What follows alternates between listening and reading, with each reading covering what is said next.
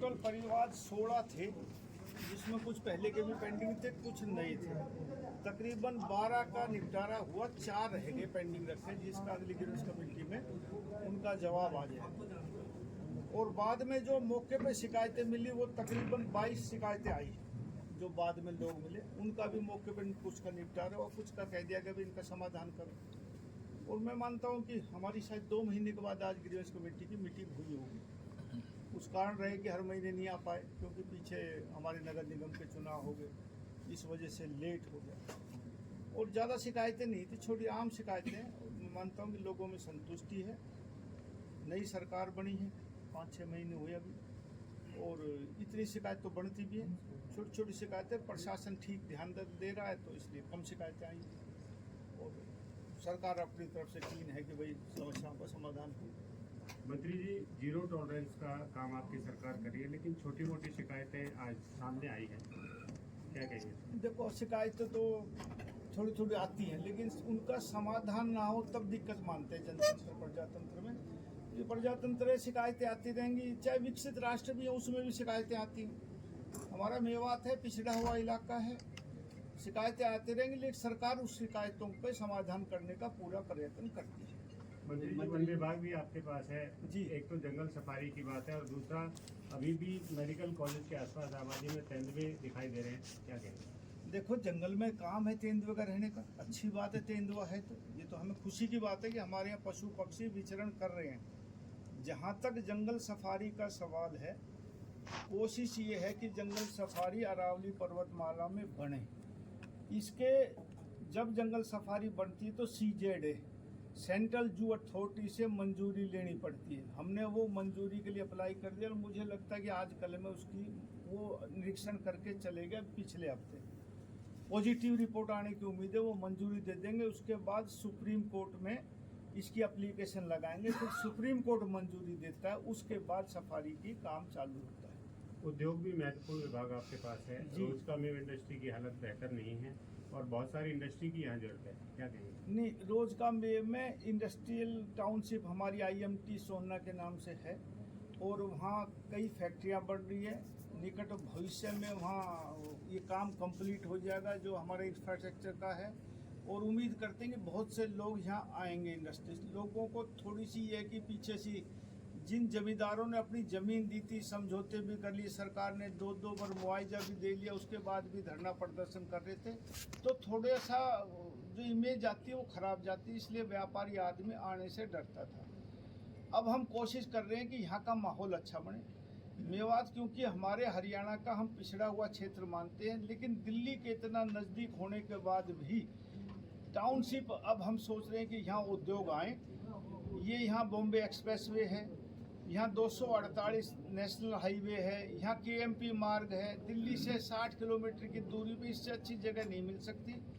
और मेवात में क्योंकि सुप्रीम कोर्ट की वजह से पहाड़ कई सालों से बंद है, तकरीबन 20 साल हो गए मेरे ख्याल से आदेश आए हुए, 2002-3 में बंद हुए थे, आज 23-24-25 हो गया आज। तो लोगों को रोजगार मिले। भारतीय जनता पार्टी की प्राथमिकता है कि मेवात में इंडस्ट्रियल टाउनशिप आए, और अकेले इस रोज का मेय में नहीं, मेरी कोशिश है कि हर ब्लॉक के अंदर एक क्लस्टर मेवात में बने। कोशिश है, कितनी कामयाब होते हैं समय बचाएगा, लेकिन दिल से कोशिश करेगी भाजपा कि मेवात में औद्योगिक टाउनशिप आए। किसानों को लेकर आपने जिक्र किया, किसानों से कोई बातचीत का रास्ता भी खुला है क्या? नहीं, किसानों को हम मुआवजा दे चुके, और कोई उनकी वैसी मांग होगी तो देखेंगे, लेकिन ये नहीं कि मुआवजा देने के बाद, एफिडेविट देने के बाद भी वो धरना प्रदर्शन करे, वो गलत तरीका। इस तरह तो हरियाणा में कहीं भी हम जमीन ले नहीं पाएंगे। 2 बार, दूसरी बार भी मुआवजा दे दिया, उनसे एफिडेविट ले ली, उसके बाद भी यदि कोई गलत करता तो सरकार उस बात को बर्दाश्त नहीं करेगी। एग्रीकल्चर ग्रीवेंसेस शिकायतें भी आई हैं काफ़ी, आपने ऑब्जर्व भी किया उसको।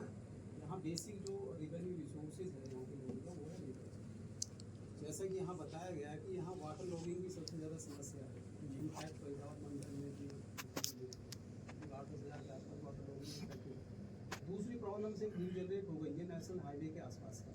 तो इन किसानों की जो, कई किसानों ने आपके सामने बोला भी है मुआवजे के लिए, तो मैं जानना चाह रहा हूँ कि किसानों का जो मेन रेवेन्यू रिसोर्स है उसी की तरफ से कोई कॉम्प्रिहेंसिव प्लानिंग आप कर रहे हो ताकि वाटर लॉगिंग ना हो, फर्स्ट ऑफ थिंग।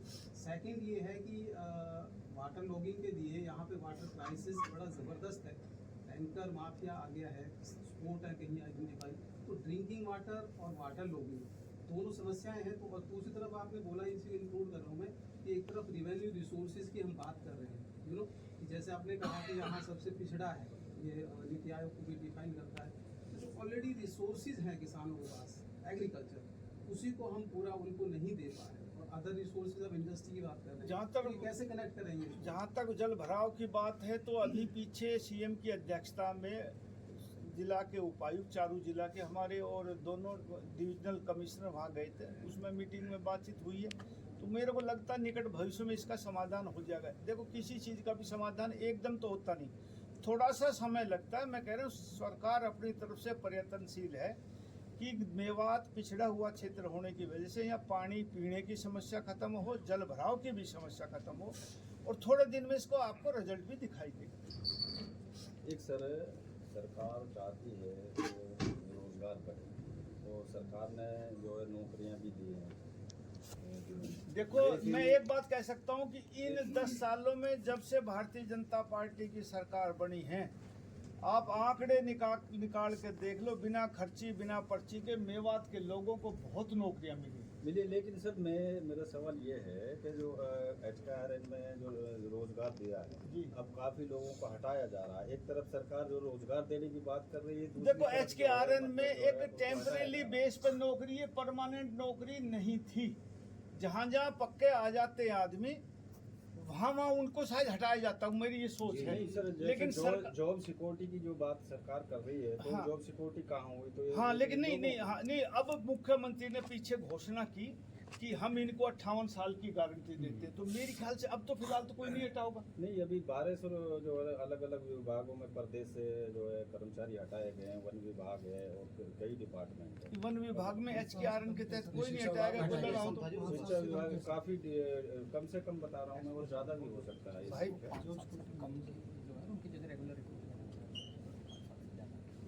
अच्छा, हाँ वो होगा कि देखो जो रिक्रूटमेंट जो है वो 5 साल से कम, क्योंकि जैसे दिशा बता रहे मेरी जानकारी, लेकिन हमने 58 साल की गारंटी दी। इसमें मुझे ये क्लू नहीं पता कि भाई 5 साल से जो ऊपर हो गए, क्योंकि HKRN तो बना ही 5 साल के बाद है अभी। है जी, हाँ। मंत्री जी, यहाँ पलवल जिला मेवात से बाद में बना था, वहाँ पे चाहे हुड्डा सेक्टर की बात हो या फिर दूसरे जिला खेल स्टेडियम की बात हो, आज भी मेवात पिछड़ा हुआ है। आज भी ये चीज़ नहीं हुई तो क्या कहेंगे? पलवल जिला यहाँ से ज़्यादा विकसित है मेवात से, और बाद में जिला घोषित हुआ है। यहाँ पे ना हुड्डा सेक्टर कटे हुए हैं, ना यहाँ पे जिला खेल हुड्डा सेक्टर तो हमने काटे हैं भाई, कई सेक्टर हैं हुड्डा, एक भी नहीं। मेवात में एक भी नहीं है सर। तो हमने मास्टर प्लान में सेक्टर दिखाए हैं। 3 थे जी पहले, वो 3 थे, वो वापस कर ली।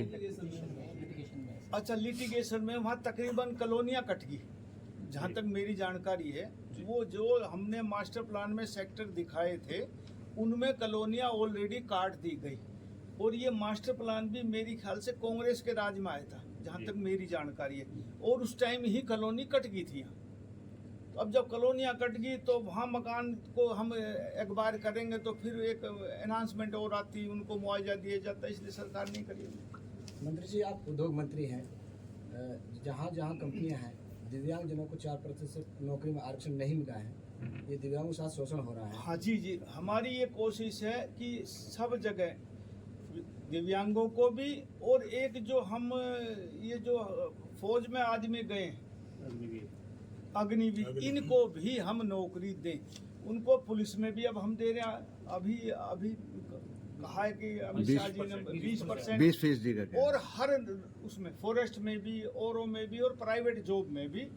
मेरी ये कोशिश रहेगी और सरकार की कोशिश रहेगी कि इनको रोजगार दिया जाए। कोई भी अग्निवीर अपनी 4 साल की नौकरी करने के बाद घर ना बैठे, हर आदमी को रोजगार सुरक्षित सरकार करेगी। मंत्री जी, आज उजना गांव के बीपीएल कार्डधारकों को माल के जो कब्जा दिलाने की आपने बात की थी, अन्य कई गांव ऐसे हैं जिनको आज तक कब्जा नहीं मिला। कौन से गाँव है? जो उजना गांव से बीपीएल प्लॉटों का कब्जे के लिए आपने आदेश दिए थे, बीपीएल परिवारों अन्य गांवों से भी ऐसी ऐसी शिकायतें हैं। बीपीएल परिवार की भी, इंदिरा आवास योजना की भी ऐसी शिकायतें कई जगह, यहाँ नहीं पूरे हरियाणा में हैं। कहीं कांग्रेस ने अपने टाइम में उनको अलॉटमेंट कर दी, कहीं गाँव की रजिस्ट्री नहीं हुई। जहाँ मेरी विधानसभा उनमें भी रजिस्ट्री नहीं हुई, किसी की रजिस्ट्री होगी तो उनको कब्जे नहीं दी गए। आहिस्ता आहिस्ता शिकायतें आ रही है, उनका सरकार समाधान कर रही है। सर हरियाणा को पहला मारुति का बड़ा प्लान लग रहा है मदर यूनिट, उसके अलावा जैसे आपका आसपास सोनीपत इलाका, में यहाँ कोई खरगोदा मदर में एक यूनिट लग रहा है, और उसका मेरे ख्याल से हमारा निरीक्षण भी शायद 11 तारीख को वहाँ है, और प्रोडक्शन उसकी चालू हो रही है बहुत जल्दी।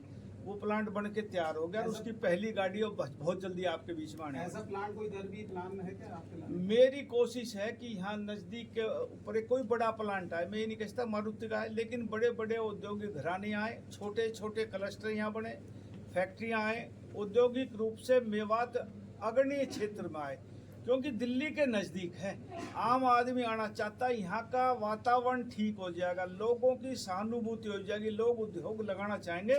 तो मेरा मानना है कि इस 5 वर्षीय योजना में बहुत से उद्योग इस मेवात क्षेत्र में आएंगे। इस पे चल रहा है क्या जी, ये अभी ख्याल है आपका, विचार है या कुछ इन ब्लैक ना, मैं correspondence पॉलिसी भी बना रहे हैं। 15 मई तक ये पॉलिसी भी आ जाएगी, और पद्मा स्कीम के तहत। और मैं एक और योजना ला रहा हूँ कि जमींदारों की भी हिस्सेदारी हो। जैसे हमारे बिल्डर कोलोब्रेशन करते हैं बिल्डर जमींदारों से कि हम 1200 गज जमीन दे देते हैं, बिल्डर उसको डेवलप करके। ऐसी मेरी एक योजना है कि मैं तकरीबन 1200 गज जमींदारों को डेवलप जमीन दे दूं।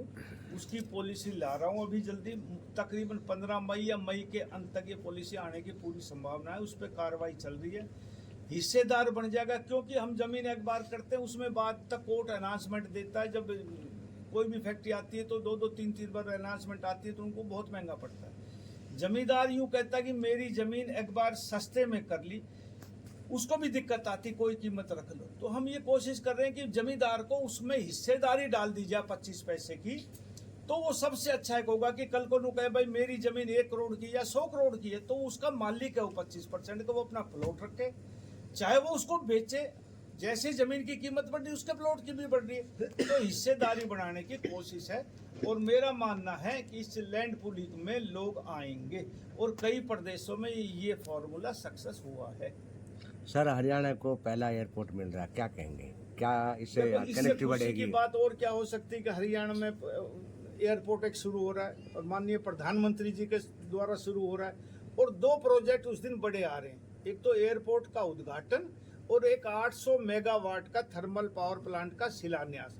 क्योंकि हरियाणा में बिजली की गर्मियों के दिनों में कमी ना हो, हम सोलर प्लांट से बिजली लेते हैं। हमारी धनौंदा में प्लांट है जो अडानी जी वहाँ से पहले से सप्लाई करते हैं, लेकिन सर्दियों में कई बार दिक्कत आ जाती है, कई बार गर्मियों में शाम को दिक्कत आ जाती है। और इसलिए मेगावाट जो ये थर्मल का प्लांट है 24 घंटे चलता है। पहले भी हमारे प्लांट हैं, वो 800 मेगावाट का और बन रहा है, बन के तकरीबन ये 4 साल में बन के तैयार हो जाएगा।